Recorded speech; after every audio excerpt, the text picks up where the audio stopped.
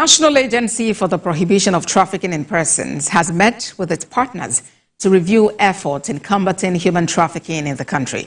The agency reports that 61% of human trafficking in Nigeria happens internally, while 39% is generated from cross-border trafficking.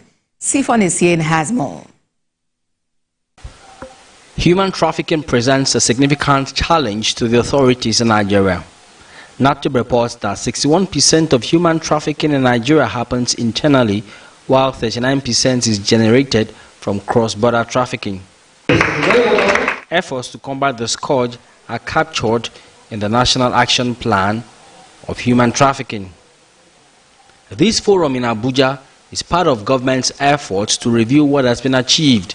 Our primary aim is to review progress, assess challenges, and refine our strategies in the implementation of the National Action Plan on Human Trafficking in Nigeria 2022 to 2026. Since the approval of this policy, we have witnessed NAPTIP, with the technical support of the UNODC, achieve project milestones as regards the development of harmonized reporting tools, as well as the commencement of step-down trainings at geopolitical levels.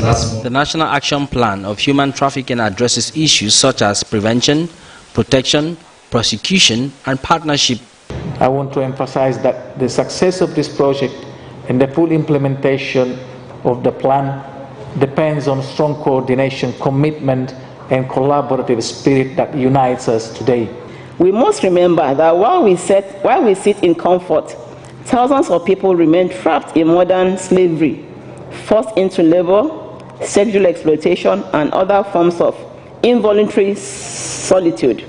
The scale of the problem is not actually known, but Global Slavery Index 2022 suggests that over 40 million are affected worldwide. We cannot overlook the complexity of this issue. Despite the efforts in combating human trafficking in the country, the challenges are enormous. Sifon Isien, TVC News, Abuja. To other news, Speaker of the House of Representatives says a strong legislature is essential to deepening democracy, implementing reforms, providing oversight, and ensuring accountability. Abbas Tajuddin stated this at the formal presentation of a parliamentary development program to the diplomatic corps, development partners, and donor agencies in Abuja. National Assembly correspondent Joke Adisa reports. The Parliamentary Development Program is an initiative to strengthen legislative capacity and promote sustainable development across Nigeria. The initiative was conceived after the inauguration of the 10th House and had the support of the United Nations Development Program, UNDP, and other development partners. The program of action is now ready for implementation as the Speaker formally presents it to the public, including the diplomatic corps, local and international donor agencies. Mr. Speaker acknowledges their contributions to the nation's socio-political and economic development, particularly in such sectors as health, education, security, and governance. As we present this program today, let us cast our minds to the critical role of the legislature in advancing the democratic and development aspirations of our dear country, Nigeria.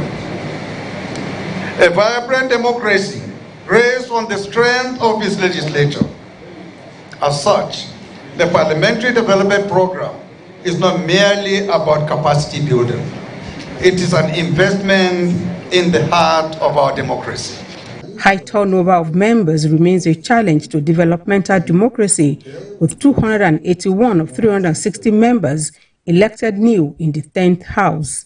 The expectation is that the program will boost the institutional capacity necessary to deliver on reforms in many sectors. This initiative comes at a crucial time. The 10th House of Representatives has set an ambitious legislative agenda. All the development partners through the UNDP renew commitment to supporting Nigeria's democracy through the parliament. We will also draw on valuable lessons learned from the many years of working on parliamentary development, draw on best practices in the 170 countries and territories that we work in, and continue to be the support platform to advance the Sustainable Development Goals as mandated to us by the General Assembly. The initiative comes at a time the House has set an ambitious legislative agenda, which the Speaker says aligns with President Bola Tinubu administration's goals, as it seeks the moral and financial support of its guests. Joke Yatsa, TVC News, Abuja. To Enugu State, where the Ministry of Health has confirmed the outbreak of cholera in the state, with 10 casualties so far from the disease. Director of Medical Services, Enugu State Ministry of Health, Samuel Igwonwu, who spoke, says steps are being taken to contain the scourge. The state, however, places high alert on patients with symptoms such as severe diarrhea, abdominal cramps, and vomiting. It admonished the people to enhance infection prevention and control measures in their facilities and report cases promptly. The State Ministry of Health announced that it has initiated containment strategies in line with guidelines from the Nigerian Center for Disease Control.